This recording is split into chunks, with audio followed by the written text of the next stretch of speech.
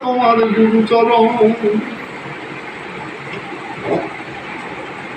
এদিকের কাপড়টা খুলেছে, শিউরে উঠেছে, বদন দেখতে পেল।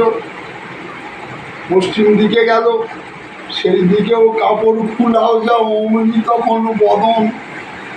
উত্তর দিকে গেল, দক্ষিণ দিকে গেল, চারিদিকে গিয়েই দেখছে শুধু বদন আর বদন, আর কিছু নেই। তখন সঙ্গে সঙ্গে ছুটে চলে এসেছে, মাথা খারাপ।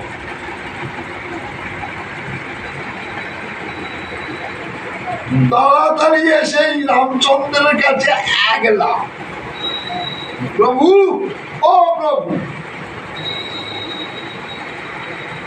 মালপাটির রাগ আছে না, দেখতে গেল রামচন্দ্রের গুরুচরণ দর্শন করতে, যেদিকে ঘুরছে সেদিকেই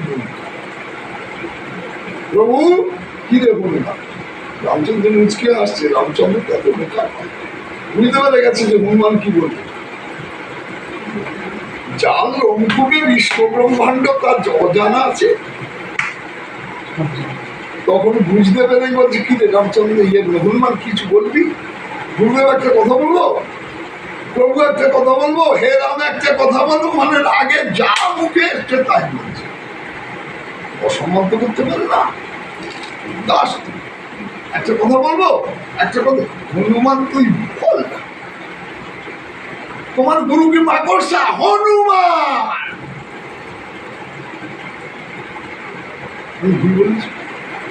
তুই কি বলবি? না আমি অন্য কিছু বলিনি, আমি জিজ্ঞাসা করছি তোমার গুরুদেব কি মাকড়সা? কারণ কি, কেন বলবি? যেদিকে তাকাই সেদিকে মুখ, যেদিকে তাকাই চরণ দর্শন হলো না প্রভু, যেদিকে তাকাই। ও এই কথা, দেখবি আমার গুরু। হনুমান দেখবি আমার গুরু বলছে, তাহলে কাজ করতে হৃদয়ে চলে যা। যদি সত্যি আমার গুরু দেখবি, হৃদয়ে চলে যা। বলে এক কমল জলে নেমে দেখবি। চলে গেল, চলে গিয়ে কি করেছে না, এক কোমর জলে নেমে গেছে। এক কোমর জলে নেমে গিয়ে যা মুখটা জলের দিকে তাকায়, কি দেখছে না, হনুমানের পোড়া মুখটা দেখতে। আমরা যদি জল স্বচ্ছভাবে থাকে, যদি জলের দিকে তাকিয়ে দেখি আমার মুখটাই আমি দেখতে পাবো। আবার যখন দেখছে হনুমানের মুখটাই দেখতে পাচ্ছে, আবার জয় রাম বলে এসে রামচন্দ্রকে প্রণাম করে বলছি, প্রভু আমার আর গুরু স্মরণ করব।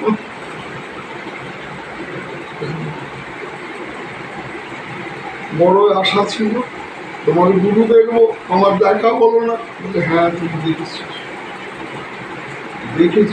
হ্যাঁ কখন দেখেছি? এই দেখে এলি।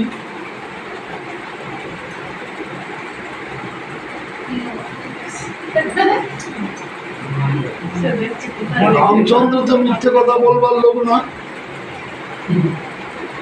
রামচন্দ্র প্রভু সে তো মিথ্যে কথা বলবে না। বলছে হ্যাঁ রে হনুমান, এই তুই আমার গুরুকে দেখে এলি। মাঝে মাঝে হনুমানের দিকে চেয়ে দেখবে, যখন যা কিছু খাবে না কেন, যখন এ করুন না কেন, লাভটা তো আছে। এই দেখে আবার মাথা চুল করছে। কেন মাথা চুল করছে? রামচন্দ্র মিথ্যে কথা বলবে না, এটা তো সে জানে। বলছি প্রভু আমাকে দেখি তো, আমরা কখন দেখবো? বলে কেন রে, তুই যখন জলে নামলি তখন কি দেখেছিস? আমার গুরুকে দেখেছিস। বলে প্রভু কোথায় দেখলাম? সেটা তো আমি জলে নেমে দেখলাম মোর পোড়া মুখটা। বলে হনুমানে তোরাই তো,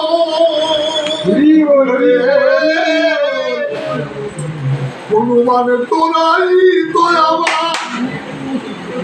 আমার গুরু রে, ভক্ত আমার। ওরে হনুমান পিতা মাতা। রামচন্দ্র হনুমানকে প্রণাম করছে, ভক্ত আমার গুরু।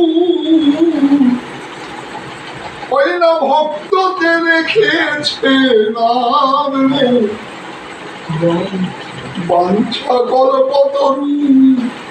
এই না একটু আগে এসে তুই আমার আরাধনা করেছিস, জয় রঘুপতি রাঘব রাজা রাম, পতিত পাবন সীতারাম। জয় রঘুপতি রাঘব রাজা রাম, পতিত পাবন সীতারাম।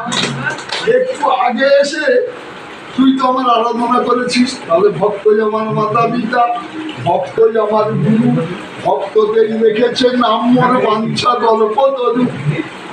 তবে এই জায়গাতে ভগবান কি করলে? ভক্তকে বড় করে গেল। তাহলে ভগবানের চেয়ে ভক্ত বড় প্রণাম, আমরা প্রমাণ দুটো বার পেয়ে গেলাম। এখানেই দেখছি আর তাই গৌর প্রেমানন্দে। এবারে আমরা কি করব?